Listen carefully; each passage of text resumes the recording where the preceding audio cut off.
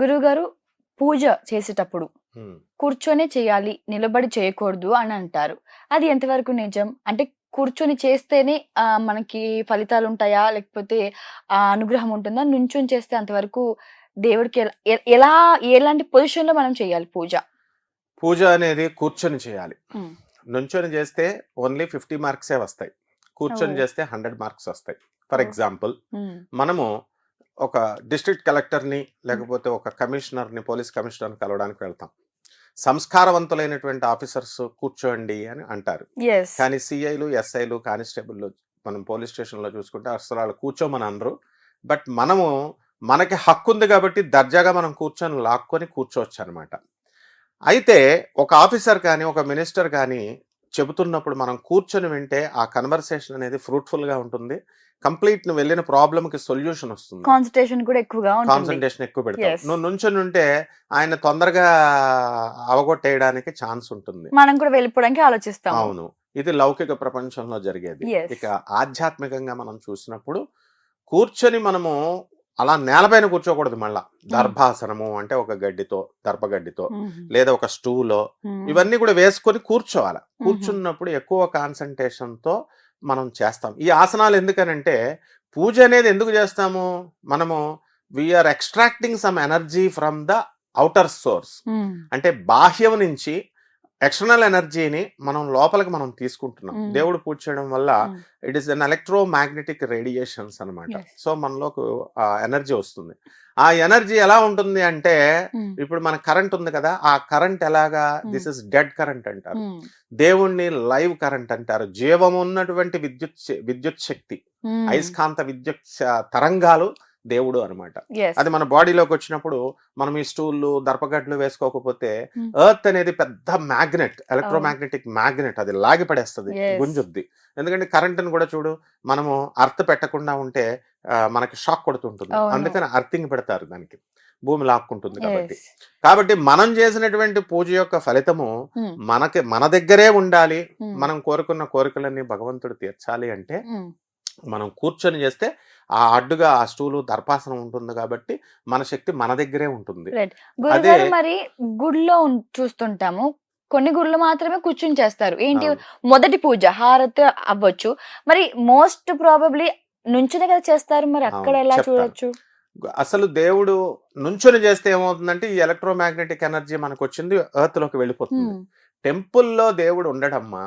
టెంపుల్‌లో ఎందుకుంటాడు? God exists in every atom.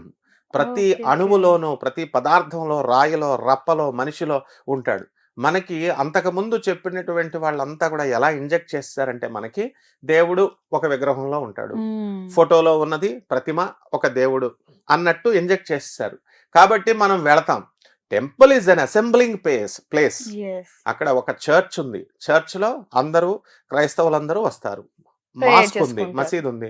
ఆ ముస్లిమ్స్ అంతా అక్కడ గ్యాదర్ అవ్వాలి. ఒకళ్ళొకళ్ళు యూనిటీగా ఉండాలి. చక్కగా దైవ సాధన చేసుకోవాలి. అలాగే టెంపుల్ అనేటటువంటిది ఆ రోజున మనం అందరం కూడా వెళ్లి పూజ చేసుకోవడానికి. అంటే doesn't mean that God exists only in the temple. హుహు. టెంపుల్‌లో ఉంటాడు అని అనుకున్నంత వరకు హ్మ్.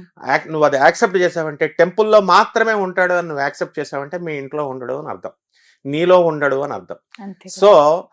సర్వత్రా యాస్ ఎ డెఫినేషన్ ఆఫ్ గాడ్‌కే కాంట్రడిక్షన్ అది. హ్మ్. గాడ్‌కి డెఫినేషన్ ఏంటి? గాడ్ ఈజ్ ఆల్ పర్వేడింగ్, సర్వ వ్యాపకుడు. ఆల్ పవర్ఫుల్, సర్వశక్తిమంతుడు.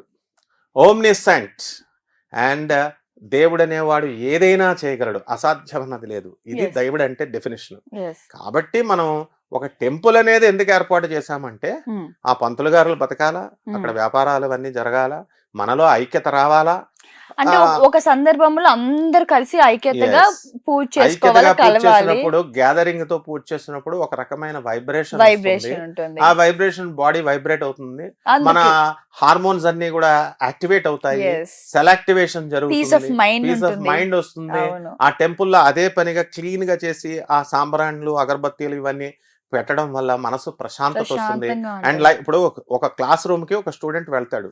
అక్కడ క్లాస్ రూమ్ అని అనగానే అక్కడ అట్మాస్ఫియర్ ఏముండాలా? బెంచులు ఉండాలా? బోర్డ్ టీచర్ ఉండాలా? ఉండాలా? బ్లాక్ బోర్డ్ ఉండాలా? అప్పుడే వాడు స్టూడెంట్ నేను హ్మ్. అని వాడి ఫీలింగ్ వాడికొస్తుంది. అదే యెస్. విధంగా మనకి ఒక సినిమా షూటింగ్ చేసినప్పుడు కెమెరాస్ ఉండాలా, లైట్స్ ఇవన్నీ లైట్స్ ఉండాలా, ఉండాలా, ప్రొడక్షన్స్. ఇవన్నీ ఉంటేనే మనకు ఆ ఎన్విరాన్మెంట్ వస్తుంది. Yes. In the same way భక్తుడికి కూడా నేను భక్తుడిని, ఆయన పరమాత్మ అనేటటువంటి ఫస్ట్ ప్రాథమికమైనటువంటి భయం ఉంటది. ఈ డిసిప్లిన్, భయము, భక్తి ఇవన్నీ రావాలి అంటే environment, congenial environment and suitable environment రావాలి. అది యెస్. క్రియేట్ చేసుకోవడం కోసం టెంపుల్ అన్నాం. And right. It doesn't mean that టెంపుల్లో దేవుడు లేడంటున్నారు ఏంటి అని అనుకోకూడదు. టెంపుల్లో దేవుడిని మన ఎక్స్టర్నల్ ఎనర్జీని ఒక చోటకి సెంట్రిఫ్యూగల్ ఫోర్స్ గా, సెంట్రిపెటల్ ఫోర్స్, సెంట్రిఫ్యూగల్ ఫోర్స్ అని 2 ఫోర్సులు ఉంటాయి. ఆ ఫోర్స్ లో ఏంటంటే మన బాడీలో ఉన్నటువంటి దాన్ని అంతటిని బయటికి పంపించడం ఒకటి, బయట స్కాటర్ అయిపోయినటువంటి వెళ్ళిపోయినటువంటి ఎనర్జీని మనం సెంట్రిఫ్యూజ్ ఒక చోటకి తెచ్చుకోవడం అనేటటువంటిది ఈ సెంట్రిఫ్యూగల్ ఫోర్స్ అన్నమాట విగ్రహం అనేది.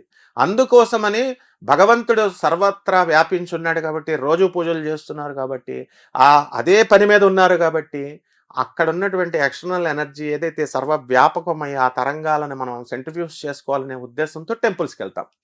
కానీ అట్ ద సేమ్ టైం ఎలా ఉంటుందంటే కేవలం టెంపుల్లో మాత్రమే ఉంటుంది, పంతులు గారు మాత్రమే చేస్తేనే పూజ, నేను చేసే ప్రేయర్ని దేవుడు అంగీకరించడు, ఇలాంటి వాదనలు కనుక వస్తే మనకి దేవుని అనుగ్రహం దొరకదు. దేవుడు ఎందుకంటే కొంతమంది వాళ్ళు ఏం చెప్తారు, మేము దేవుడికి పియ్యాలని చెప్పేవారు ఇప్పుడు పాతకాలం నుంచి కూడా. సో గాడ్ ఈజ్, ఇప్పుడు ఒక నది ఏ విధంగా అయితే అందరిదినో, సూర్యుడు పంచభూతాలు అందరికీ సమానంగా, భగవంతుడిపై హక్కు ప్రతి జీవికి, నాట్ ఓన్లీ ఫర్ మనిషికి కాదు, పశుపక్షాదులకి, చెట్లకి, పుట్లకి అందరికీ ఉంది. అండ్ వాస్తవానికి మనమే దేవుడు, జీవుడే దేవుడు. This is what Swami Vivekananda told. Ramatirtha మొత్తము ఎవ్వరు చెప్పినా సరే, యోగదా పరమహంస ఆయన ఏం చేశారంటే, పరమహంస యోగానందజీ లహరి మహాశయుడు బాబా సినిమా తీశాడు కదా రజనీకాంత్, పరమహంస యోగానందజీ ఆయన శిష్యుడే అన్నమాట బాబాజీ. అండ్ బాబాజీ శిష్యుడు లహరి మహాశయుడు శిష్యుడు యుక్తేశ్వర్ బాబాజీ, యుక్తేశ్వర్జీ శిష్యుడు ఈ యొక్క Paramahansa Yogananda. He has blended the west with the east. అంటే ఆ ఫారిన్ లో ఉన్నటువంటి జీసస్ ని, ఇండియాలో ఉన్నటువంటి కృష్ణుడిని, రెండిటిని క్లబ్ చేసి ప్రచారం చేశాడు. ఎందుకని వాళ్ళకి తెలీదా? అంతా ఒకటే, బ్రహ్మతత్వము, దేవుడు ఒకడే అని చెప్పడం కోసం. సో 100% కూర్చొని చేస్తే కనుక ఎక్కువ ఫలితాలు వస్తాయి, నుంచొని చేస్తే తక్కువ ఫలితాలు వస్తాయి. ఇందులో ఇంకేమీ డౌట్ లేదు. Right, thank you Guruji. ఇప్పుడు ఆపరేషన్ లేకుండానే మోకాళ్లకు ప్లాస్మా ట్రీట్మెంట్, మీ ఆర్థోపెటిక్ సమస్యలన్నిటికీ రోబోటిక్ టెక్నాలజీ ద్వారా తక్కువ ఖర్చుతో శాశ్వత పరిష్కారం, ఫ్రీ కన్సల్టేషన్, ప్రతి ట్రీట్మెంట్ పై 20% డిస్కౌంట్. ఈ ఆఫర్ కొద్ది రోజులు మాత్రమే, త్వరపడండి. V9 hospitals 9281465842.